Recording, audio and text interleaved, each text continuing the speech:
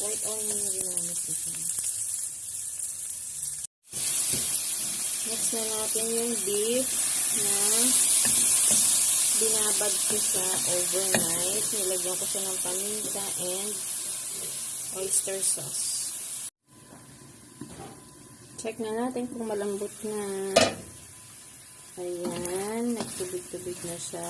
Then, medyo matigas pa, kaya lalagyan muna natin siya ng water.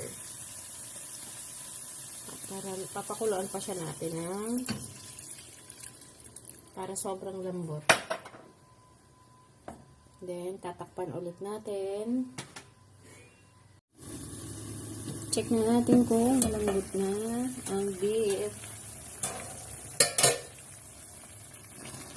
Ayan, medyo okay na siya. So, ilalagay na natin yung creamy mushroom. Ito yung magsisilbing pampalapot sa ating beef.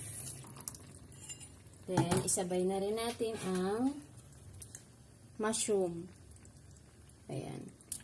Lagay na natin. Then, papakuluan na lang natin siya ng ilang minuto. Then, okay na. Ayan na. Luto na ang ating beef creamy mushroom.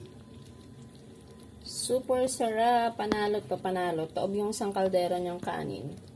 Bye-bye. See you sa ating next kusina luto vlog. Bye-bye.